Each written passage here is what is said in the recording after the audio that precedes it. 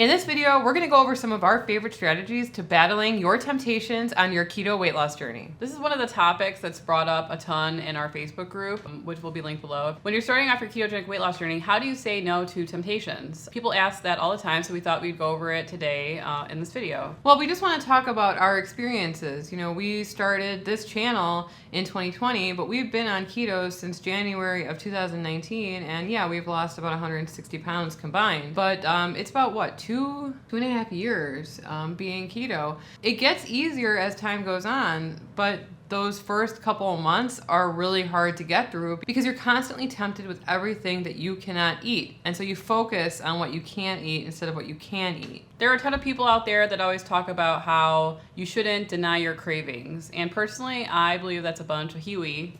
Is that a hooey? Baloney, whatever you want to call it. Recently, I was served an article. I don't know if you ever scroll to the bottom of like your news feed and you see like things that, you know, whatever algorithm you're looking at is serving you. One of those was like how to combat cravings. So I clicked on it to read it because I was curious. One of the top strategies were not to deny your cravings. And I totally disagree with that because when I was 242 pounds, I never denied a craving. And that's how I ended up in that situation. I think part of this journey is learning to curb your cravings and learn how to say no to your cravings. You know, we could simplify this video pretty quickly and just say you have to say no.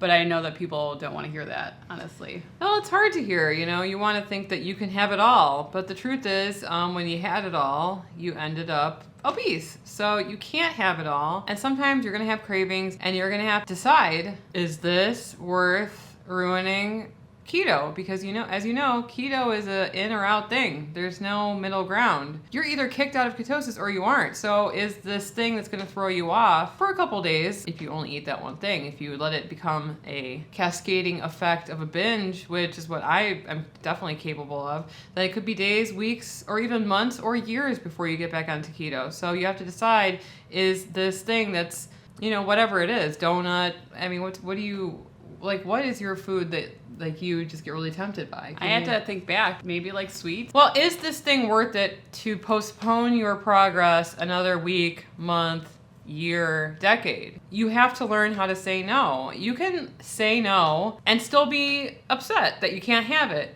but then at least you've said no. The way I like to think about it is, if you never say no, you never build up the willpower to say no. And if you don't ever create that pathway in your brain that saying no is a possibility, that you will always give in to your cravings because you've never said no before. So you have to start saying no at some point. I know that sounds stupidly simple, right? How do you build a habit, right? You start doing that habit over and over. Your brain starts to recognize a pattern in that you start to do it without even really thinking about it. And the same is true with keto, and the same is true with conquering your temptations. If you are constantly saying yes to something and never saying no, you will never be able to say no because it's not something that you've ever done before. So you have to encourage yourself to actually go out and be tempted so that you can say no. Another thing that has been brought up, and I've said to people before, is that when you go out to a place, a party or whatever, where you have friends and family that are there and they know that you're on keto, and you know the first rule of keto is don't tell people, but they know, and they start to tempt you. I always took joy in the fact of saying, no, I'm not going to eat that. Like, it's almost out of spite. Like, I have the willpower to say no, and I'm going to show you, I'm going to lose weight, and I'm going to feel great, and blah, blah, blah, whatever. But why can't you give yourself that? Like, why can't you do that for yourself? Does that make sense? Yeah.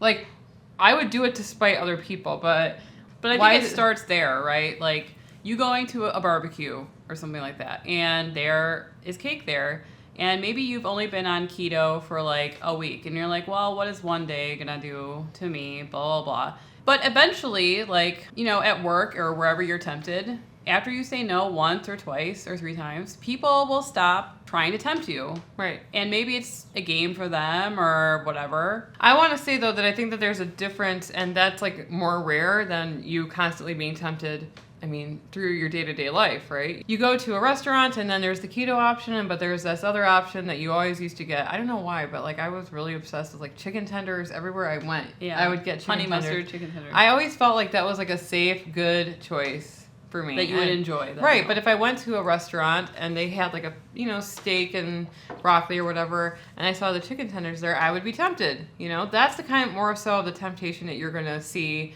Like, especially if you're living with other people that don't follow keto and you have a bunch of really tempting food around the house. I mean, I would say that's the hardest situation. That's hard. But you have to take and consider your goals and what it's going to take to get there. Some people say I have to cook a separate meal for myself than everybody else in my family, and that just is going to have to be the road that you take, unfortunately. I would also like to say to the people that say this that people who eat carb-filled foods are perfectly capable of eating keto food. And if I'm making the food, here's what's for dinner. Sorry to say. I know that a lot of people are going to be like, no, you don't, have kids or whatever. That might be different. Kids might be more picky or whatever. But if I'm making the food, this is what we're eating. You can fix yourself whatever you want on the side. There's some tactics or whatever. So the first tactic is to get rid of the things that tempt you. If you can't do that, then that's really, really hard. You're going to have to go to the whole mental aspect of learning to say no and repeatedly saying no and then feeling proud that you said no and like taking power out of that. But to me, that is the most important thing to keep you successful, not only during the beginning of your journey, but afterward as well, after you reach your goal. You still need to control your carbs for the rest of your life. And calories, that is to be honest. The pinnacle of all the things that you need to do is learning how to say no, because after you lose the weight, you're going to have to say no for the rest of your life. Right. This is not just for now.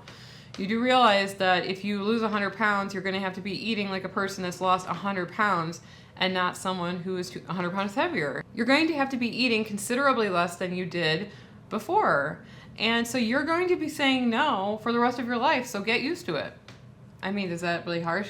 That sounds harsh because I feel like in the beginning you can only think about food. But I promise you, if you start saying no and you start controlling your cravings, food loses the power over you. And that's why we absolutely love intermittent fasting, because, we only say we're going to eat during a certain amount of time. So guess what? I'm not thinking about food until my window of meals or whenever it is for you. If you're doing OMAD, that's once a day. If you're doing 16/8, then you have, 2 meals or whatever that you can fit into that window. And it takes away the power of food because I'm not eating during that time. That's another tactic, is to incorporate intermittent fasting into your lifestyle. Another strategy is it's not my favorite thing, I'll just put it out there though, is to know what you're tempted by and to have a keto replacement of that thing for you. Like, there are people that are like, I just have to have chocolate before I go to bed or something. First of all, no, you don't. You want chocolate, you're tempted by chocolate, but there's nothing that was really making you have that every night before you go to bed. You've created this habit, and you could break it if you were to,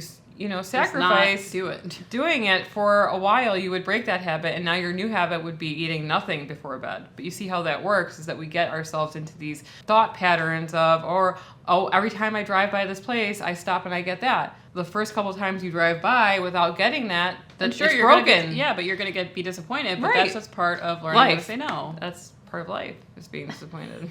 You will be tempted by things. If you say no, the temptation will eventually pass, and guess what? You're going to live without it. That's how you deal with temptation, is that you start to say no. There's a lot of amazing recipes and bars and snacks and chocolates and candies and whatever that are keto nowadays, right? We didn't have much of that 20 years ago, like when we started. Maybe we would have been more successful had we had, but I don't know. If you start replacing every single thing with the keto-fied counterpart of that thing so that you can avoid saying no. Avoid saying no and, what is it, quelch? What is the word? Quelch every... Quelch craving? Quelch? Is Quelch, that a word? that sounds weird. Squench? Quench?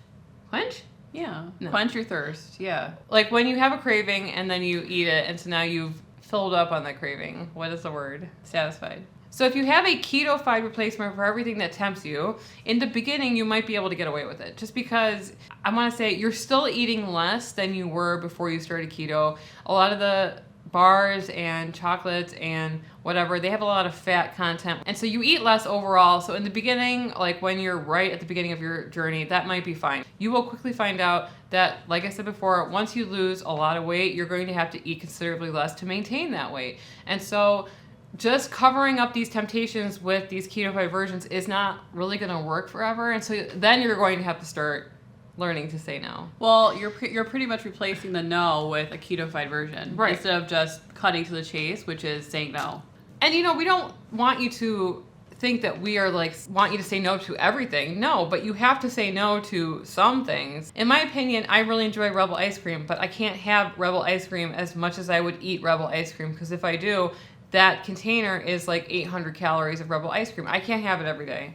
And so I choose to not have it around as much as possible because I don't want it to tempt me. And if I go to the store and I'm walking through the aisles and I pass by it, I have to make a conscious decision not to get it so that I'm not tempted by it. And I have to say, you know what?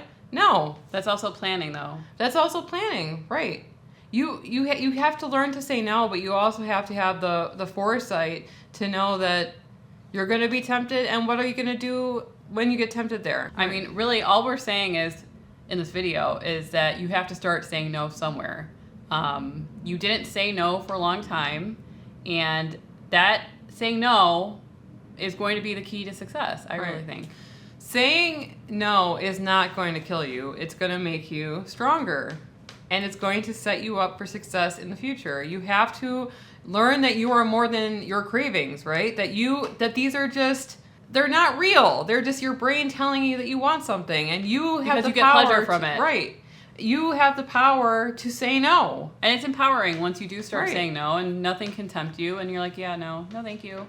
I don't want that. In our own minds, we can self-sabotage a lot of the time by thinking that we are not more than our cravings. You've had your fill of eating whatever you want. And yes, there is going to be sacrifices. But at the end, it is worth it to sacrifice it for this. Your health is worth it. Your self-confidence, your self-esteem is worth it. And you're going to have to give up something. And it might as well be the food that made you feel the way that you feel in the first place, right? That stuff never did anything good for you. And while it's hard, you need to learn to say no. And the more you say no, the easier it will be. And the weight will literally just start falling off. If you guys are enjoying this content, please hit the like button. It helps us out with the YouTube algorithm. It's free. And if you really like it, please subscribe. 50% of you are not subscribed to our channel, and we would love you guys to join our little keto family. We're almost at 30,000 subscribers, so it would mean so much to us if you would subscribe. And if you guys feel like you've been failing a lot on your keto weight loss journey, why don't you click on this video? This is one of our favorite videos that we've ever made on this channel, and we will see you over there. Anyway, I'm Emily. And I'm Sarah. And we are the Keto Twins, signing out.